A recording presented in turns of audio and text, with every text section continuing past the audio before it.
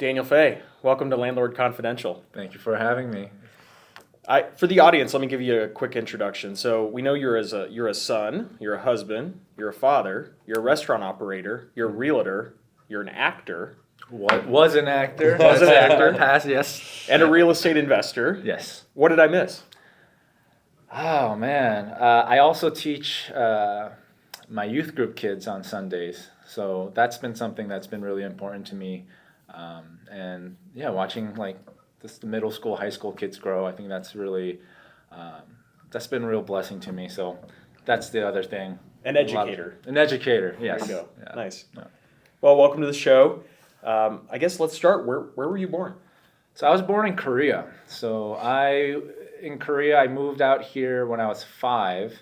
And from K through 12, I moved, I went to 8 different public schools. 8 schools? Yeah, Wow. 8 schools. 12 years. My parents, they're trying their best. They're immigrants. They don't speak English. So we did have a lot of financial struggles, and we had to move around a lot.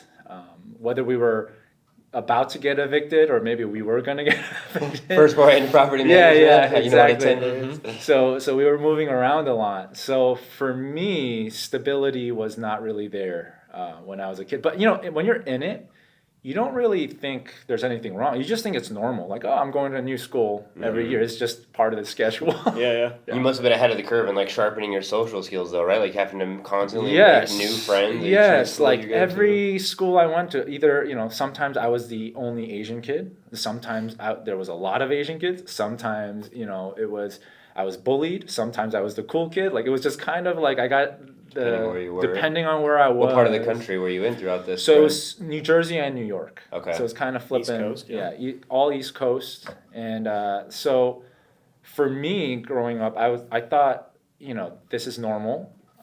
Everyone has money problems, right? And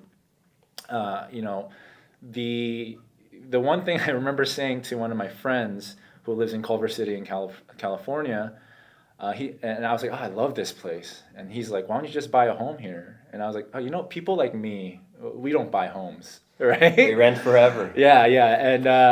And then like all these years later, he's like, hey, remember, now you have like a bigger portfolio than I do, right? I was like, yeah, I mean, it's amazing wild. how much your perspective shifted. Yeah, and it's all just the mindset, like the complete shift in the mindset, right? When did you start to see that mind shift? So around the time my kids were born, my daughter about 8 years ago, I realized I was like, I gotta stop blaming my parents for things. Like I gotta let all that go. Like from now on, everything that's happening is on me. Taking control of your destiny. Yeah. So I'm a big extreme ownership guy, and I was like, all right, so from now on, no blaming. My parents did their best. Some things worked out, some things didn't. But I have what I have, and whatever I can make of it, I'm gonna go for it, and I'm gonna do it. So that shift, that's improved my relationship with my parents, with my children, business, like just taking everything on, full responsibility. So that's kind of the big shift that happened where I was like, I'm gonna own some things, and I'm gonna make this stuff happen, and that was the initial start of it all. Yeah. Yeah. So that was 8 years ago. What was the first step? So I think I also teach a financial literacy class. Okay. And I always say that, like, let's say the goal is to get an asset, whatever asset it is. Mine's real estate, right? And I say that there's an offense and defense to this, and you need both to be successful.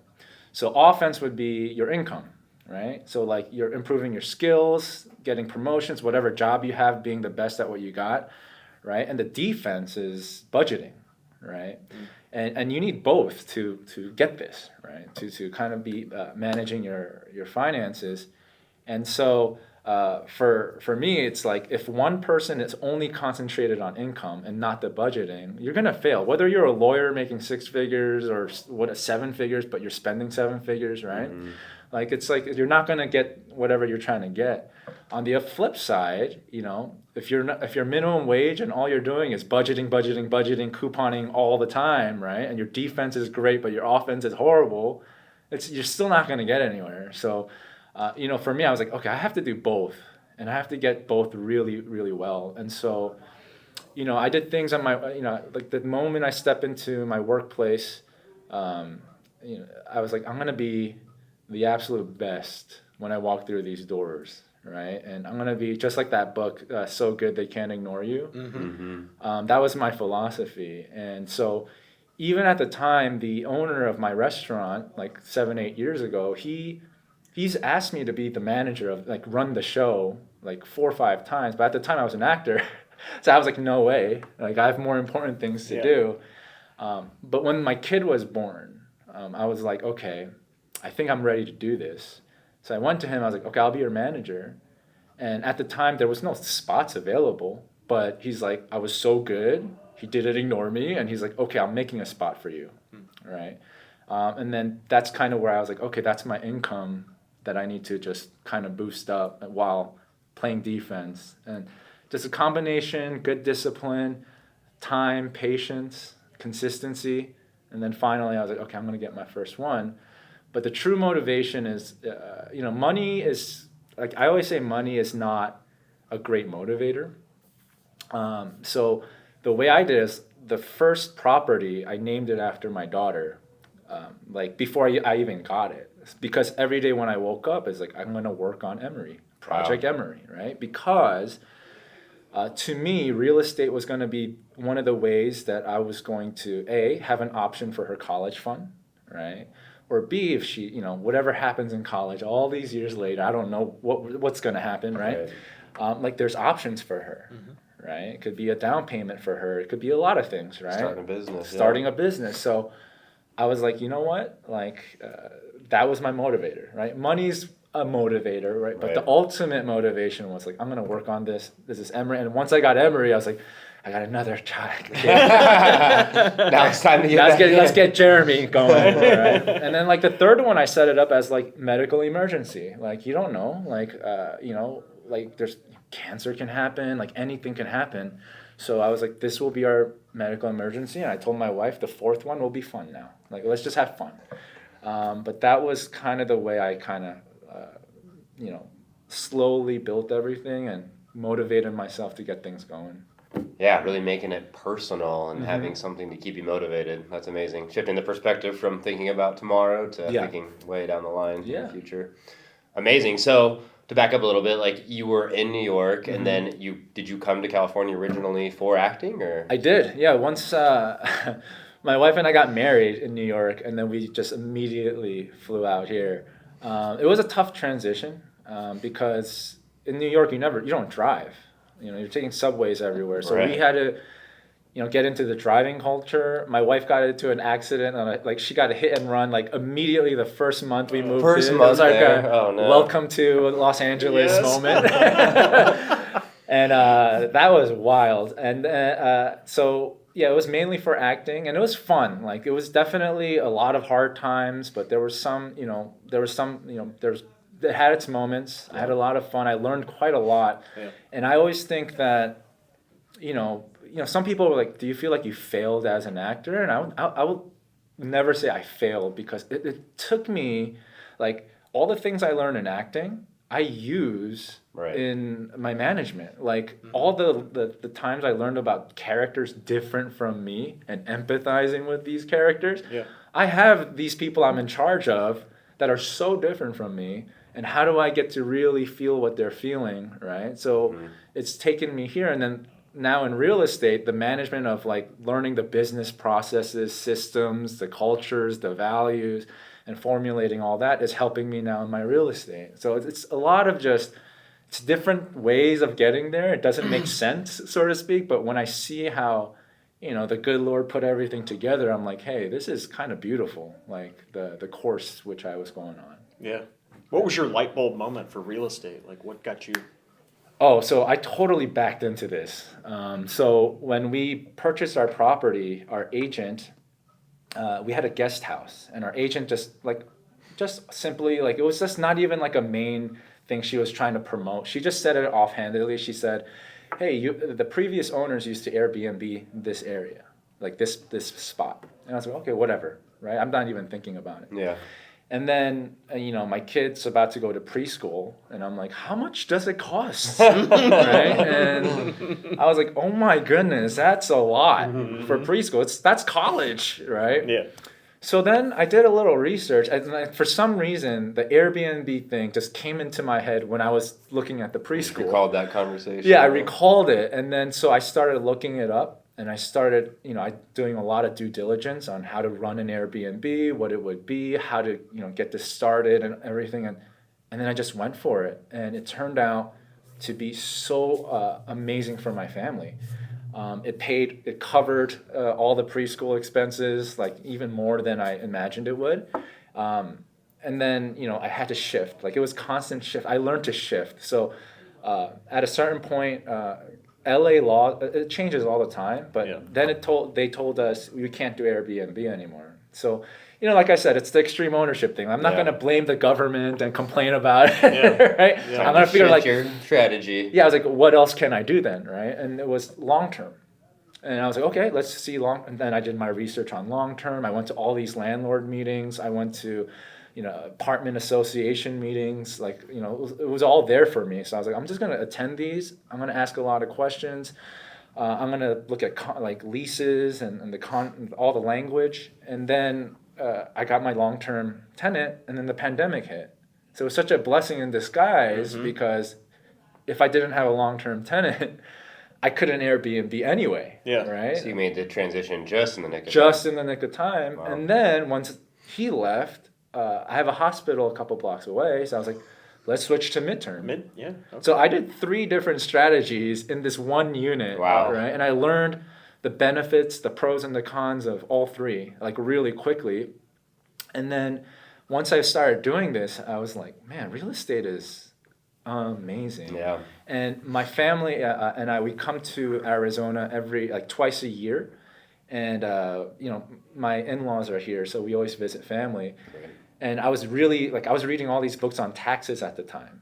And I was like, how can I deduct all these taxes when I come here anyway? Right? Yeah, smart. And I was like, if I owned a property in Arizona, I think I could deduct a whole bunch of things, right? As a business expense, right? And I could check out the properties.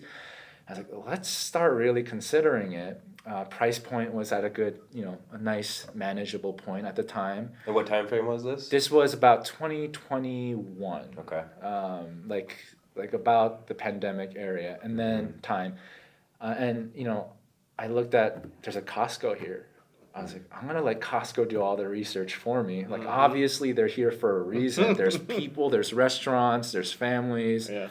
So I'm big on like using other people's work in that sense. Sure, like, hey, they did the research, right? Yeah. And so I got started, and I found my agent, Ryan. Ryan Hoover, who's been on the podcast He's before. been on the podcast. The interesting story of how I found him was I went on Bigger Pockets, the forum, and I did something that was against the rules. I didn't know that at the time. Oh. So I just, on the forum, I literally wrote, is there any agents out here that cover Surprise, Arizona? Right? And that's against the rules. That's against the rules. They said you can't do that. Like for some, what happened was that posted, and then within 24 hours, I got an email saying it was deleted because I violated certain rules. Terms, yeah. But within the 24 hours, Ryan reached out to me. He saw it. He saw it, yeah. And he messaged me. So luckily, he saw it. That's and then great. he reached out to me. Now, timing. That was timing. That was awesome. But I'm a big believer in people, like rock stars know rock stars, right? And I trust people a lot. So like if you guys recommended someone to me, I'm going to take it very seriously. And so an agent that that got my home, I asked her, do you know any agents in Arizona? And she recommended someone. So I had Ryan and I had somebody else. And my usual way of thinking is I'm going to go with this person because it was the referral, and I trust the person, right? Mm-hmm. And I did the interview anyway, like my due diligence. And it was like, my head is telling me to go with this guy because that's what I believe, right? But my heart is telling me to go with Ryan. Why do you think that is? What's so appealing about Ryan? So what really appealed to Ryan is that we connected very well on the philosophies of our investing. Mm-hmm. And I think, there's such an advantage to having an agent who invests himself. Right. Mm-hmm. So when I'm with Keller Williams Beverly Hills, a lot of times they'll tell a lot of these agents, you should own your own home, right? Because how are you going to tell these people home ownership is so important if you don't own it? But a level higher than that are people who invest, right? Because home ownership is great, but there's also a level of emotional attachment to it. Right. Whereas investing, there isn't an attachment. However, it's a lot of analysis and a lot of numbers. It's almost like you're forcing your emotions to stay out of it. Right. So Ryan and I connected because he invests. Like, he does these strategies. He already had a portfolio at this time. Yeah, and so I was like, that appealed to me a lot. Mm-hmm. Like, he understands what, like, for example, we had a property that went under contract, and it was 10% below asking. Mm-hmm. Like, I'm real excited about it. Mm-hmm. Inspections came in, and I looked at it, and I told Ryan, like, hey, dude, this inspection is gonna, like, there's too much going on. The numbers do not make sense, right? When I say these words, right, because he's an investor, he knows exactly what I'm talking about. Right. He knows exactly what I mean, so he's like, all right, let's cancel it, right? Whereas an agent who doesn't invest might just try to push you through it. They might be like, oh, come on, you have the money, Yeah. you have the reserves, like, right. What's the problem here? Like, Whereas he's actually looking at the return on your investment. Exactly. So that's why with him, so I went with my gut, and it was the right move. Definitely the right move. Yeah. And that part of it is so important to me. And that's the service I want to provide as a real estate agent too, to ensure that whatever client I have, I can really be able to assist them the way that I would want to be assisted. Right? I don't want someone who's like, no, come on. Yeah, right? Yeah. Like, people smell that desperation. Oh, right? Yeah. I want to be like, hey, do the numbers make sense? If it doesn't, let's not even touch it, right? Or even if we're under contract, hey, there was this mold thing under there. It's like $20,000 more than we expected. Like, we can back out. Right. So giving them options and doing all that. Sounds like you're taking a true fiduciary mindset when you're advising Absolutely. Your clients. And even more as an investor. Mm-hmm. Yeah. So you were acting in California, and you mentioned the restaurant business. Is that kind of like you got into the restaurant business to pay the bills while you were auditioning? So I needed something consistent. Like, acting is up and down, up and down, up and down, right? But the restaurant, like, I started...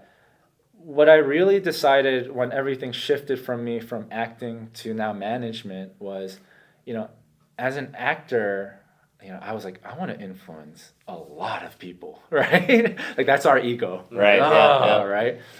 But, there was a bit of grieving period because I did it for so long, and it almost felt like, oh, my dream is dying or something like that. But, when I got into restaurant management and I was manager, I remember this moment where one guy, he was going through an alcohol addiction, and he was just asking me for a little bit of help. And from that moment, my purpose really was, I'm going to help one person at a time. Forget a lot of a bunch of people. Right. I'm going to just think of one person. So that's been my philosophy in management. Like, you are the most important person to me if we're together sitting down. Like, it's just me and you, right? And that was always been my philosophy. That still has been. And what really changed the way I run business. Like, for example, I always think that whether it's your customers, clients, guests, whatever you want to call them, they're not really loyal to you as a person. They're loyal to your standards. Mm-hmm. And so if your business is an extension of you, then what are your core values? What are your standards, right? That's what I look for. And so I asked myself about the restaurant, like what are our core values? What are our standards? And at the time we had none. It was just we are really good at Brazilian barbecue. That was it, right? But that didn't mean anything to our staff. It didn't inspire anybody. So, after reading Traction by Gino Wickman, great book, excellent book. I told my owner, listen, I need like at least 8 hours with my management team, and we're gonna go through this whole thing. We're gonna learn our values. We're gonna stick with it, and we've been doing it ever since. And it has changed so much. And so you read Traction and implemented EOS in the restaurant business. Still doing it every week, level 10 meetings, quarterly meetings, annual meetings. I mean, this will be the last annual meeting I do with them, but I've left that there. And I measure, I say that you can measure your success by your problems. So like 8 years ago, what was our restaurant problem, right? It was like we had drug dealers in our restaurant, right? And then we come to like today, I'm asking him what are our issues of today, and he's like, oh, this busser is like trying to sell all this coke and drinks and stuff like that. He's just got to calm down. And I'm like, so our biggest problem today is a busser working too hard, right? That's a good problem to have. And I was like we're measuring our problems here, like comparatively. I'm like, we've come a long way, and that's what I like to teach about. Whether there's financial literacy or anything. Like when I train leaders at my restaurant, I'm like, are you still a late person from 5 years ago? Because if you are, like, you made no progress. If that's still the same problem, you got to have different problems. And right now with my properties, like we're going through a repair, right? That's my current problem, right? 7 years ago, I had 0 properties, right? It's like I have different kinds of problems. Like, how am I gonna even get a property, right? Mm-hmm. But now it's like, that's my problem today, but like, that's a very successful problem to have. Yeah. And that's kind of the way I envision a lot of, just the progress of, entrepreneurship. It's amazing that you've had so many different careers and learned so much. Yeah. And congrats. So this is the last year in the restaurant business, and are you shifting full-time to a realtor then? Yeah, full-time. I mean, I've been in the real estate world for about 7 years, but a lot of it, I call it my football team is the New York Giants, and the coach is Tom Coughlin. I read a lot of his books, and he always talks about preparation, right? And so in these quiet times, I've been just preparing, right? Like a few of my friends know what I've been up to and what I've been doing, but for the most part, this is the year I've unleashed everything.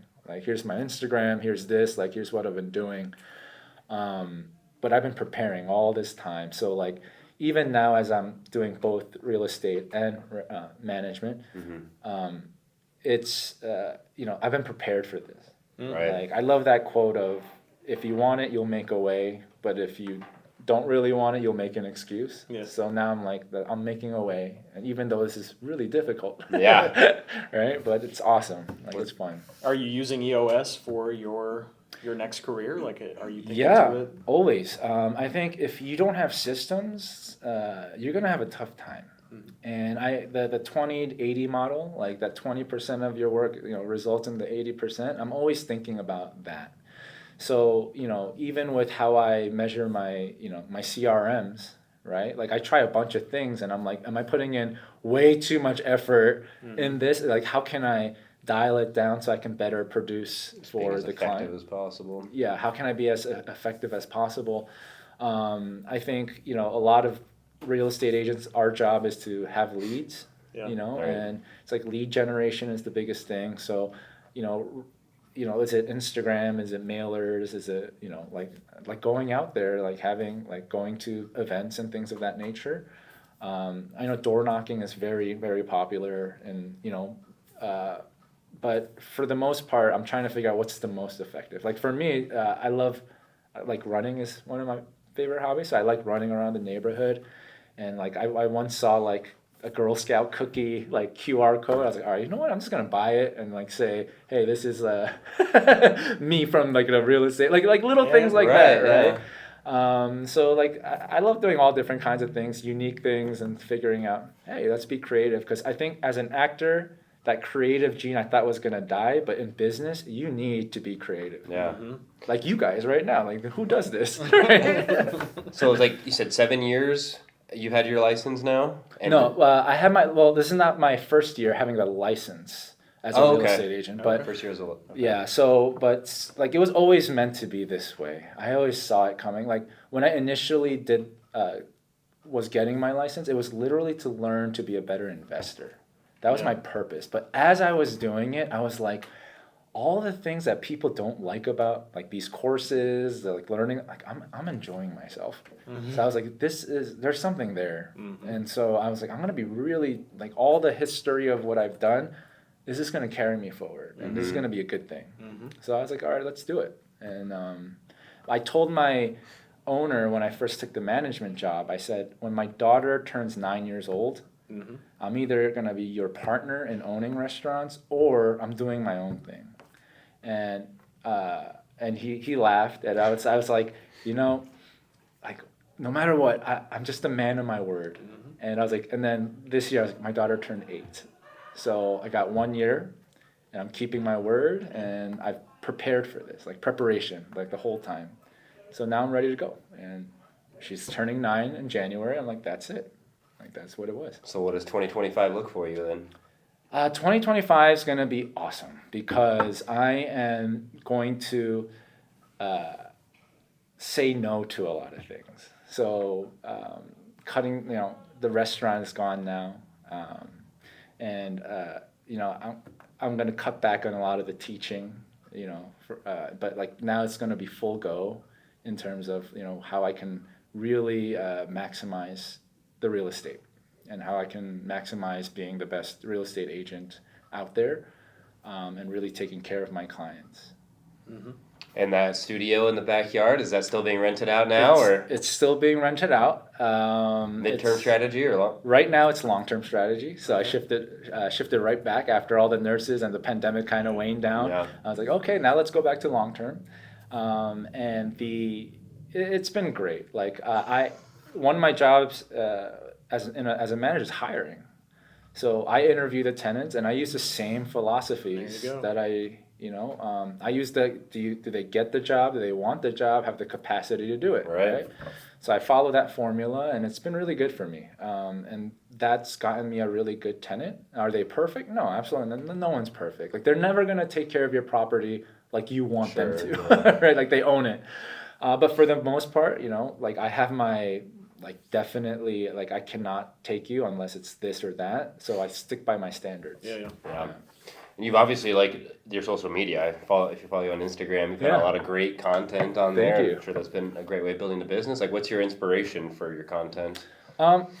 So this is where my acting background comes in. And I just love that there's so much to real estate. Like my focus is to pretend I'm the audience. So meaning like when I was a first-time buyer, not knowing anything, essentially like, hey, people like me don't own homes, right? My inspiration is to be able to tell that guy, right, hey, these are little things that might spark a flame in you, right? Just like my agent was like, hey, they Airbnb this part. She just like left it there, right? Like, and then that was the spark for me that was like, wait a minute, you can make money off of this, right? Like you can, what is it called? House hacking, right? So my Instagram is going to be full of just little things like for example, right now, my wife is a second grade teacher. So, one of the things that people look at with buying homes or home values is schools, right? Like greatschools.org, right? Yep. They look at the rating, but like, does anyone really know what the ratings mean?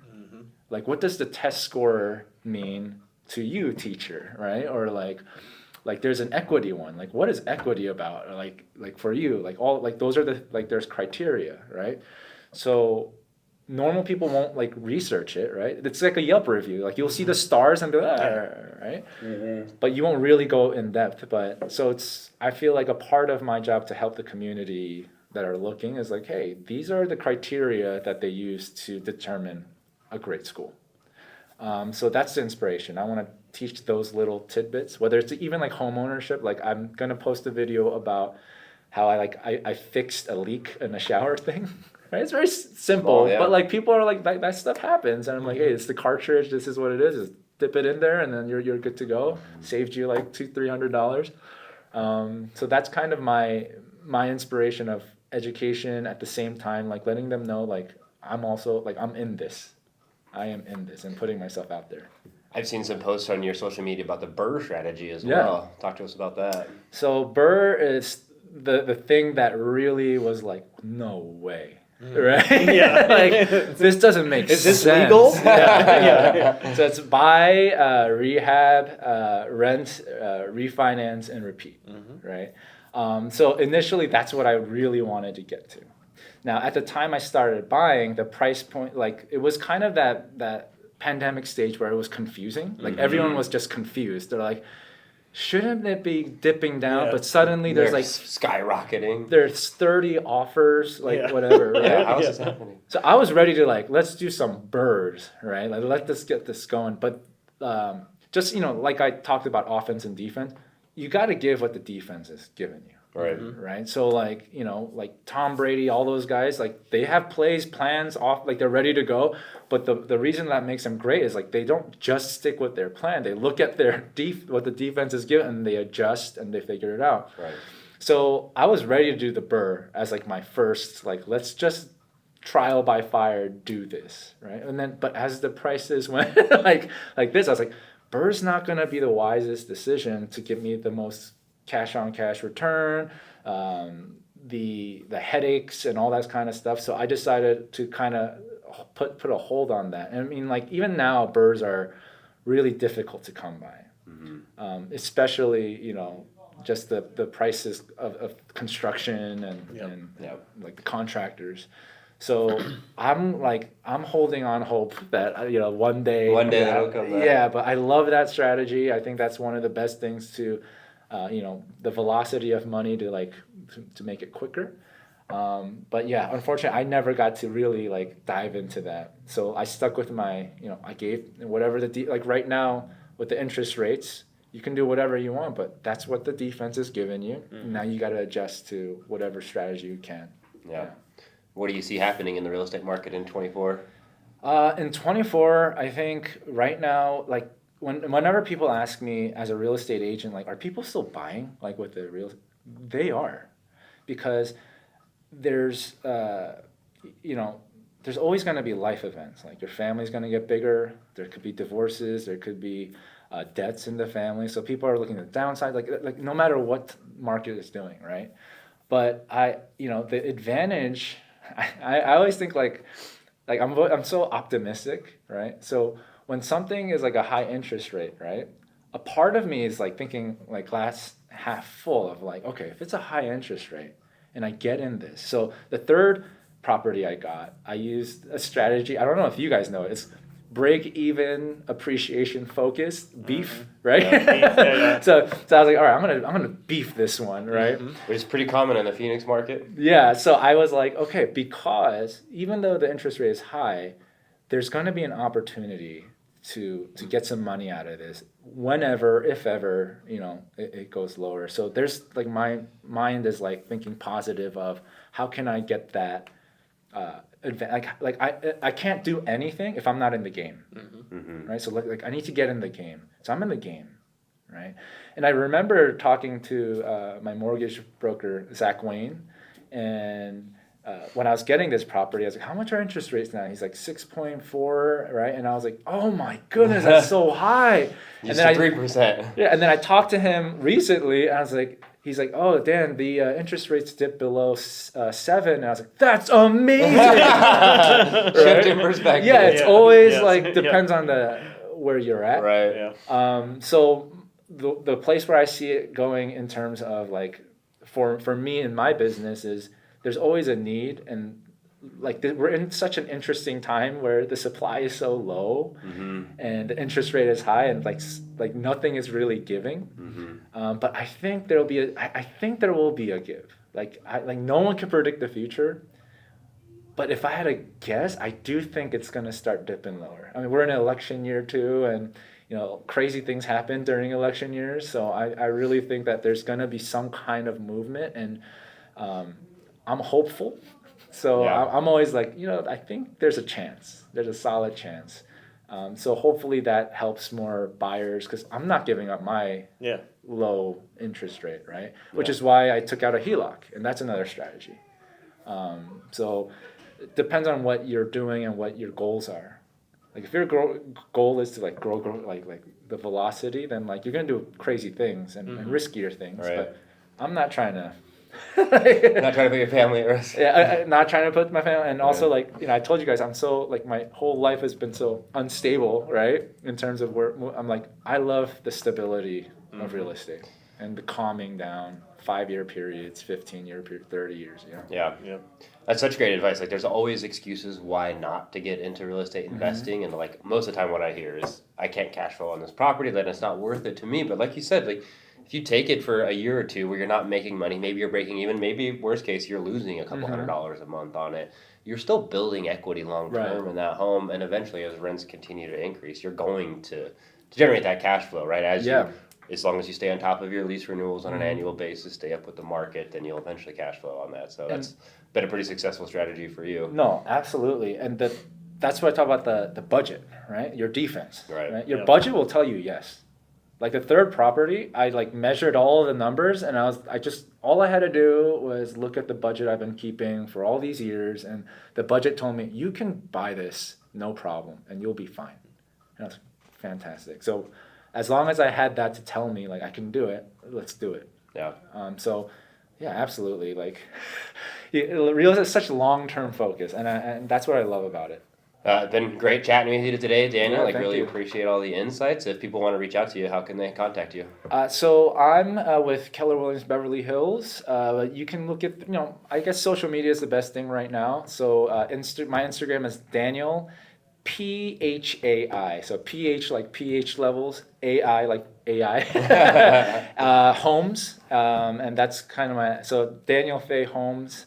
Is my Instagram. I like to post very frequently. Great content. Yeah, but it's just endless. Like I love real estate. There's just endless amount of things to learn and new things popping up, laws changing and strategies changing and all that. So It's been a pleasure, Daniel. Thank you so much. Thank you.